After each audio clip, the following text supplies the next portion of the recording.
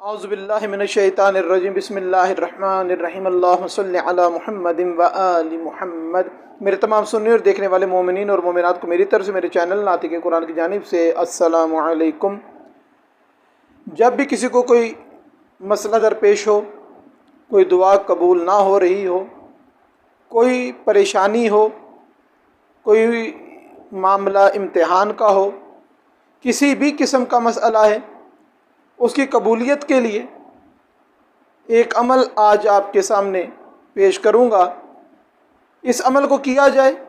اس سورہ مبارکہ کی تلاوت کی جائے، اور کتنی مرتبہ کی جائے۔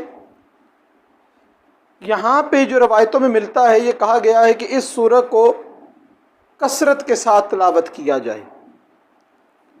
کوئی پریشانی ہے، کوئی مسئلہ ہے، اس سورت کی کثرت کے ساتھ تلاوت کی جائے تو وہ پریشانی ختم ہو جاتی ہے، دعا قبول ہو جاتی ہے۔ جس موضوع پر گفتگو کرنا چاہتا ہوں کہ کثرت سے کیا مراد ہے، کثرت کس کو کہا جاتا ہے، کہ وہ جو کثرت کے معنی ہیں وہ کیسے لیے جائیں، کہ کتنی تعداد میں، کتنی مقدار میں یہ سورہ مبارکہ پڑھا جائے تو وہ دعا قبول ہوگی، اور وہ ہمارا جو مقصد ہے پڑھنے کا، وہ کثرت کے میننگ جو ہیں وہ پورے ہو جائیں گے۔ اس کے لیے آپ کے سامنے ایک روایت پیش نظر کرتا ہوں کہ ایک دفعہ مامون الرشید بہت بیمار ہو گیا۔ اس کی ماں نے منت مانی کہ پروردگارہ میرے بیٹے کو صحت عطا فرما، میں کثیر خیرات کروں گی، کثیر صدقہ دوں گی۔ خدا نے اس کو صحت دی، تو اب اس کی ماں نے اپنی منت کو پوری کرنے کے لیے علماء سے رابطہ کیا کہ میں نے منت مانی تھی کہ میں کثیر خیرات کروں گی، تو مجھے بتائیے خیرات کتنی کی جائے۔ تو ہر عالم نے اپنے اپنے علم کے حساب سے بتایا کہ 20 کر دو، 30 کر دو، 40 کر دو۔ اس طریقے سے ہر ایک نے اپنی اپنی تعداد اور مقدار بتاتے، اور وہ پوچھتی تھی کہ آپ جو 20 کہہ رہے ہیں اس کی وجہ کیا ہے، آپ جو 30 بتاتے ہیں یہ 30 آپ نے کثرت کے لفظ میں کیسے لیا ہے؟ مگر کسی کے پاس کوئی دلیل اس چیز کی نہیں تھی۔ جب سب اس بحث میں مصروف تھے تو ایک آواز وہاں پر گونجی، جو وہاں پر موجود تھے اس وقت کے امام علی رضا علیہ السلام، اور بول کے فرمایا کہ جب بھی کوئی علمی مباحثہ ہو تو ہم آل محمد علیہ السلام سے استفادہ کیا کرو، اور جب بھی کوئی چیز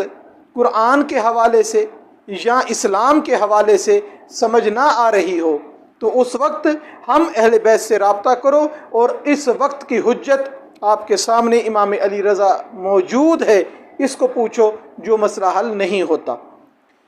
اس خاتون نے رجوع کیا مولا امام علی رضا علیہ السلام سے اور پوچھا مولا کثیر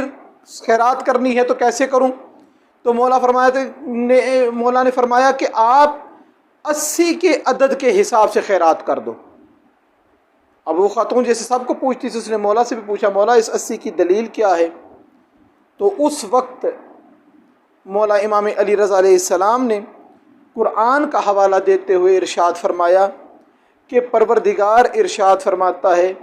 اپنے پیارے حبیب حضرت محمد مصطفیٰ صلی اللہ علیہ وسلم کے متعلق کہ ہم نے آپ کو کثیر فتوحات سے نوازا ہے، کثیر میدانوں میں آپ کو فتح اور کامیابی عطا کی ہے، مگر جب ہم جناب سرور کائنات کی فتوحات پر نظر کرتے ہیں تو ہمیں وہ 80 مقام نظر آتے ہیں جہاں پہ جناب سرور کائنات کو فتح اور نصرت پروردگار نے نصیب کی۔ ان 80 فتوحات کو پروردگار قرآن میں فتوحات کثیر کہہ کر ذکر کرتا ہے۔ تو اس وجہ سے آپ نے جو کثرت سے خیرات کرنا ہے، وہ جو 80 کا عدد ہے اس کے حساب سے آپ خیرات کر دیں۔ اب 80 کے عدد کو معصوم علیہ السلام نے کثیر عدد بتایا ہے۔ اب جو سورہ مبارکہ میں آپ کو بتانے والا ہوں اس کے بارے میں روایت ہے کہ کوئی مصیبت ہے تو کثیر تعداد میں سورہ مبارکہ کا ورد کریں، پروردگار آپ کی دعا بھی پوری کرے گا، آپ کی مصیبت کو بھی آسان کر دے گا۔ تو ماننا پڑے گا معصوم کی زبانی کثرت 80 کو کہتے ہیں، تو اس سورہ مبارکہ کا کسی بھی مصیبت، مشکل و پریشانی کے حل اور دعا کی قبولیت کے لیے 80 مرتبہ تلاوت کر کے دعا کی جائے تو پروردگار آپ کی حاجت بھی پوری کرے گا، آپ کی دعا پوری کرے گا اور آپ کے درپیش جو مسائل ہیں اس کو دور کرے گا۔ تو وہ سورہ کا نام جو قرآن مجید میں ہے، جسے سورہ توحید بھی کہا جاتا ہے، سورہ اخلاص بھی کہا جاتا ہے، جو بندہ بھی کسی پریشانی میں مبتلا ہے وہ 80 مرتبہ سورہ اخلاص کی تلاوت کر کے اپنے مقصد کے لیے دعا کرے، پروردگار اس کی دعا بھی قبول کرے گا، اسے مقصد میں کامیابی اور کامرانی بھی عطا کرے گا۔ پروردگار ہمیں صحیح معنوں میں سیرت محمد اور آل محمد علیہ السلام پر عمل کرنے کی توفیق عطا فرمائے، اور ہم کو قرآن پڑھنے، سمجھنے اور اس پر عمل کرنے کی توفیق عطا فرمائے۔ وما علینا الا البلاغ۔